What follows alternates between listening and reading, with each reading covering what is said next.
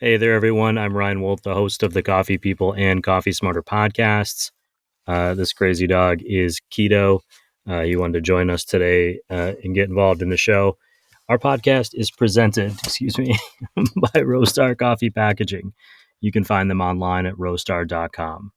They're a coffee packaging company based in the Midwest, actually in my hometown of Wausau, Wisconsin. But there's so much more to this show than just this company that helps enable us tell these stories. They're our partners. They're our collaborators.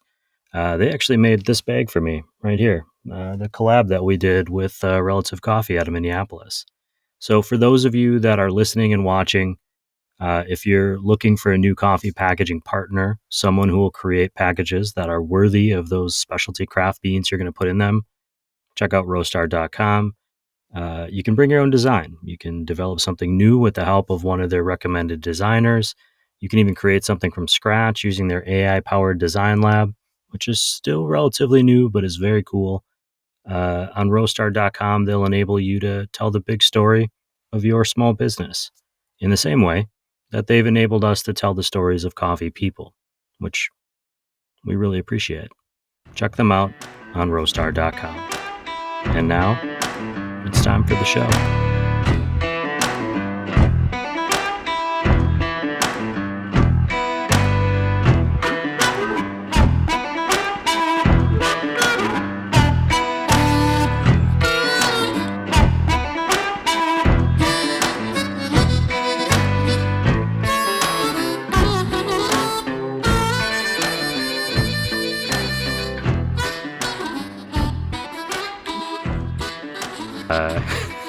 I'll just get started. Hey there, everyone. Welcome to the Coffee People podcast. I'm your host, Ryan Woldt. The show is presented by Roastar Coffee Packaging. You can find them online at roastar.com. You'll find that link and the one to our newsletter and our Coffee Smarter podcast in this podcast show notes. You'll also find links to Inflection Point Coffee. Today, we're popping in with Andrew Scott, the founder and head roaster of Inflection Point. So if you haven't poured yourself a cup of coffee, now is the time. I've got mine. Andrew, welcome back to the Coffee People podcast. How are you today? Oh, I'm very good today, and it's very good to be back. Thanks for having me. I'm glad you're good. It's kind of a gloomy morning outside. I've been drinking coffee for 3 hours. I'm wearing my National Park sweatshirt. It's not an Eagles sweatshirt. I just want to make that clear. Congrats to the Eagles, but the national parks need my support right now, so that's what I'm doing. Yeah, I gotta say, like one of the weird, odd things about being in the farmers markets on the weekends is I get these tourists coming through San Diego. It's this tourist destination, right? Who are coming here from Maryland, from Montana, from all over the place, and they remind me just how very good we do have it here. I mean, we're kind of I'm kind of complaining about gloomy and un, you know, less than perfect weather because it's only 65 in the middle of February, we've got a pretty But there's no humidity, Andrew, and it feels colder than 65. we're so spoiled. We're so spoiled. My It's mom was excellent. just visiting, and she sent me a photo. When she pulled into her driveway, there was about a foot of snow waiting for her, Yeah, and so I thought, yeah, you gotta make the best of it, no right? matter what. It's been, I don't know, maybe. I mean, I saw you at SCA last year, so that was probably the last time I saw you in real life, I think. Ran into you there. Before that, we had already chatted on the show, maybe a year before that. At that time, you had brought in this new electric roaster. You were building out the garage. Where are we at today? Are we still building? Are we still permitting? Are we still figuring it all out? What's the story on the roasting operations at Inflection Point? Okay, so there was a whole lot of drama. We don't need to go through and rehash all of that. I'm really trying to put the worst of it behind me.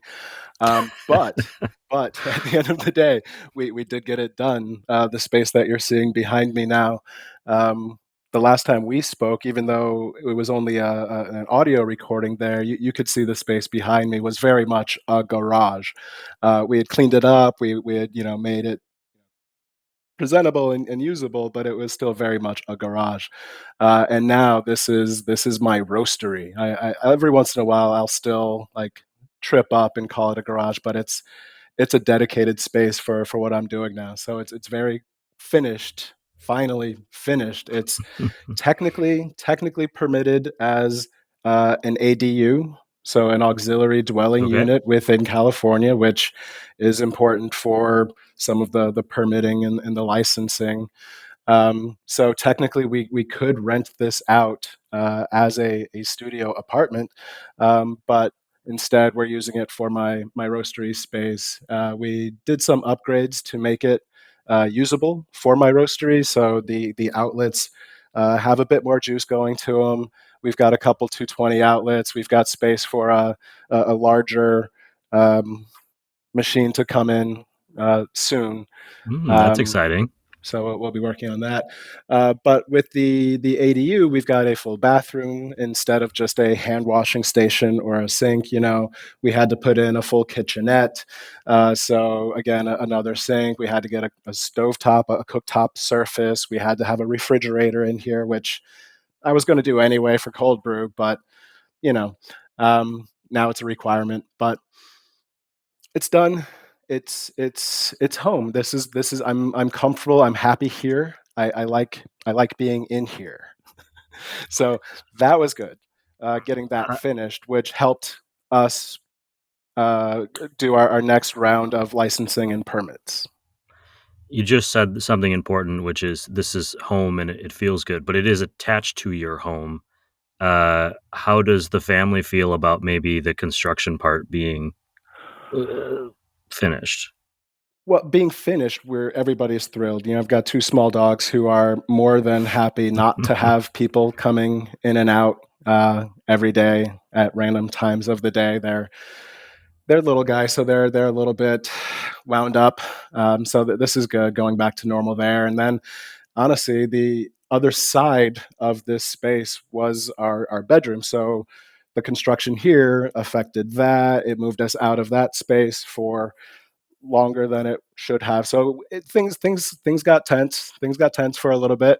Um, but again, now that it's done, it's done, it's finished, it's pretty, and we can put all of that behind us now. Well, so then what's the story with Inflection Point? How has this either helped or hurt, or have you grown? I know you're still doing farmers markets. What's the status of the roastery?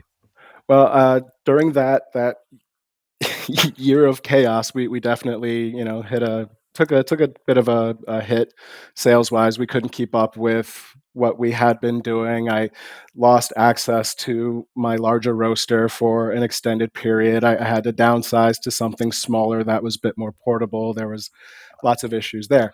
Now that it's done, and I do have that roaster again, that's back to good. But like I mentioned before, the other big thing that finishing this space really allowed us to do is apply for. We had been a cottage A food operation here in California. This allowed us to apply to that next step, that cottage B, and really get through that process a little bit easier than it would have been otherwise. So good thing. So back to kind of ramping up again, on especially I think on the wholesale side, right? So that again, so let's talk about those. That's one of the big differences between the cottage A and the cottage B, right? Right. So in California, cottage A limits you to direct sales only. So I Hmm. have to be involved in the sale at some point. Either you're ordering from my website and I'm shipping it to you in California, or you're buying it from me at one of the farmers markets. But I'm directly involved in the sale, right? Cottage B allows me now to go to these cafes, these little gourmet shops, and say, hey, not only can you serve my coffee if you wanted to serve my coffee, but you can actually like carry and sell my beans now. So I can Mm. now do indirect sales, which is a It's a huge, huge step. huge Yeah. change. Yeah, that's a big thing for me. I am still limited to just operating within California, but given the size of population and the economy in the state, that's okay. I'm okay with that. I always For think to I mean, myself, like, how are we continuing to open more and more and more roasters and coffee shops? But the reality is we're just absorbing them. The demand seems somewhat infinite. I mean, I can walk to 7 roasters from my house. I mean, it just never ends, and they don't seem to be slowing down. I kept thinking, hey, someone's going to close, and it just hasn't happened at this point.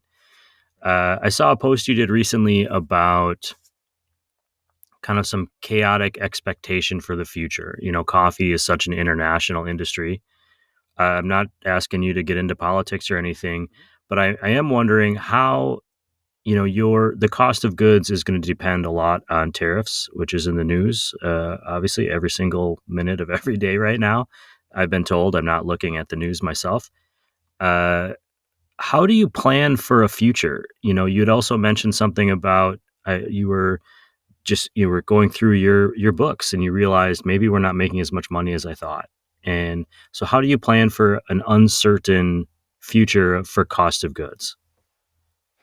so like I'll go back to what I mentioned a few times the first time we spoke here is I am in a pretty fortunate place where yes, I'm not making a lot of money, but I am covering overhead. I'm covering operations. It is self-sustaining at this point, and we are making a little bit. So I've been able to like build up, um, and so it's really more trying to plan for and to eliminate as much of the chaos as you can, right? So whatever ultimately happens right now, it's the what if that is kind of driving everybody a little bit crazy. And so if I can just get ahead of so many of those what ifs, I can avoid some of the crazy. So last year, before we left on vacation, I put in an order for a full year's supply of my coffee bags.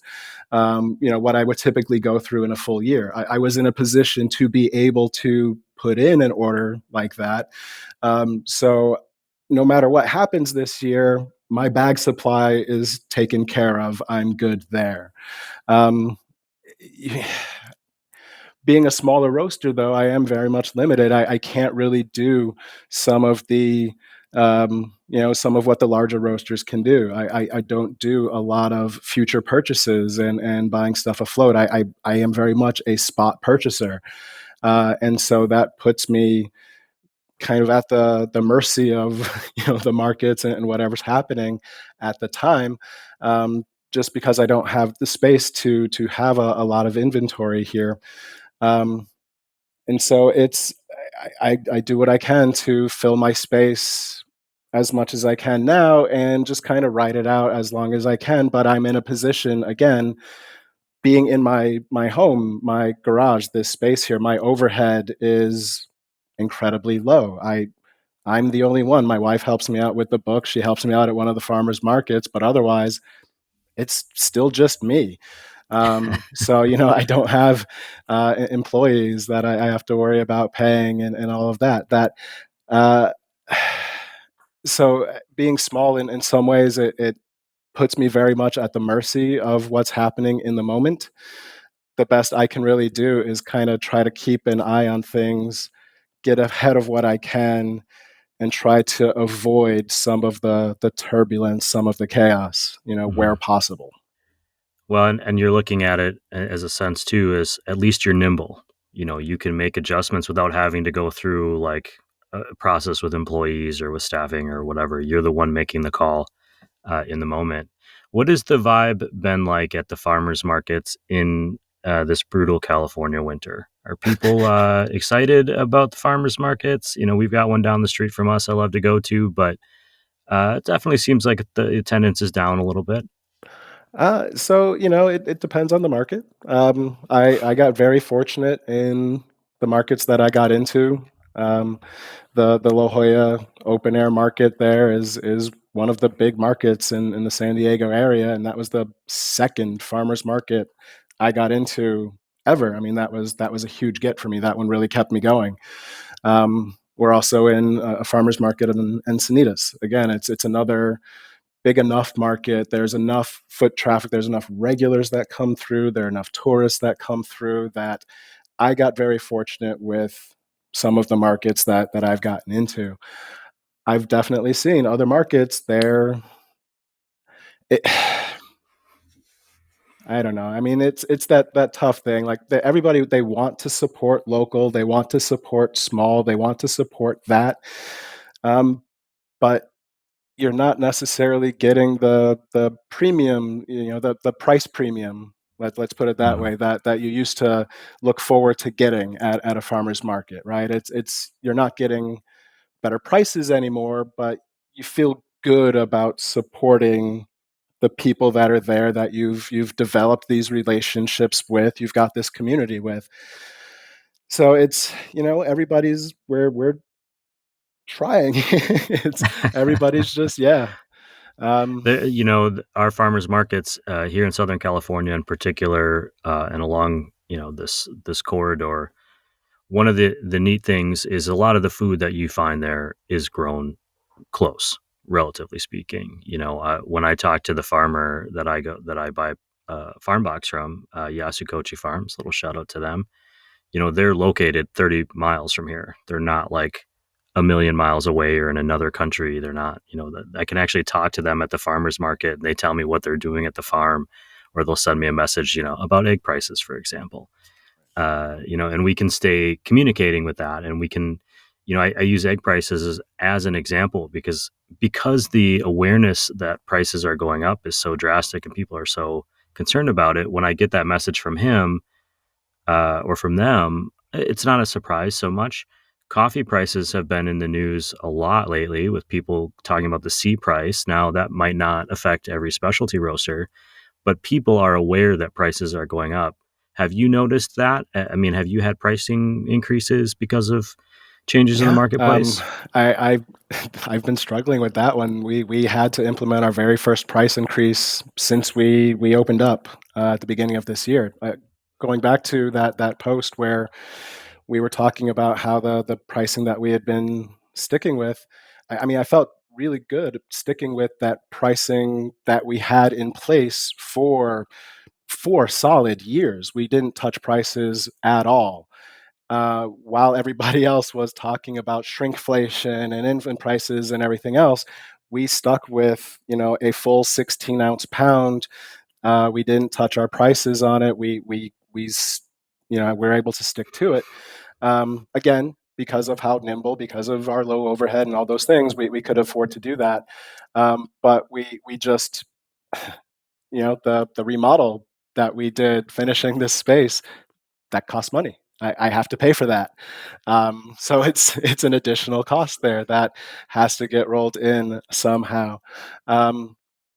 And our plans for growth, what we do want to do to continue to grow going forward, I need to be able to plan for that. And so we took all of that into consideration, and we had some time to sit down and run some numbers and realize frankly, we were kind of giving away some of our coffee. I mean, we were making nothing once we accounted for all of the market fees and everything else there. And so it was just time. We had to do it. We had to do some price adjustments beginning this year.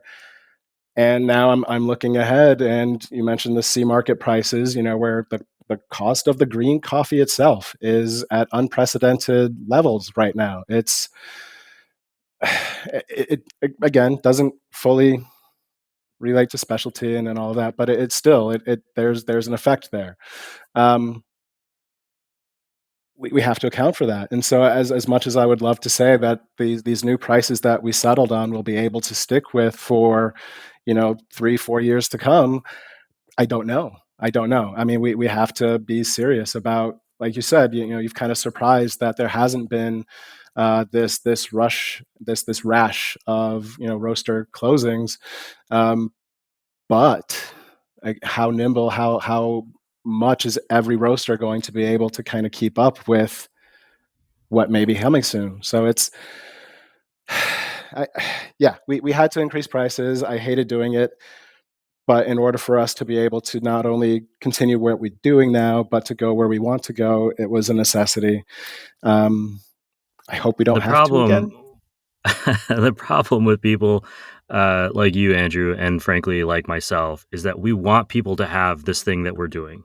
We want to share whatever the thing is that we're creating or making with you, and you don't want to pay for it. Just take it. You know what? Why don't you take it and let me give you a present while we're at it? Because I really just am excited that somebody is listening or cares or wants to read something I've written. And I think a lot of coffee roasters are like that too. They'll take the hit when they can. Anything that as we're just popping in today, anything that you want to get out in the world or off your chest or you want to say about your coffee these days? The coffee these days. So no, I feel really good about what I've been doing. What we're trying to grow here.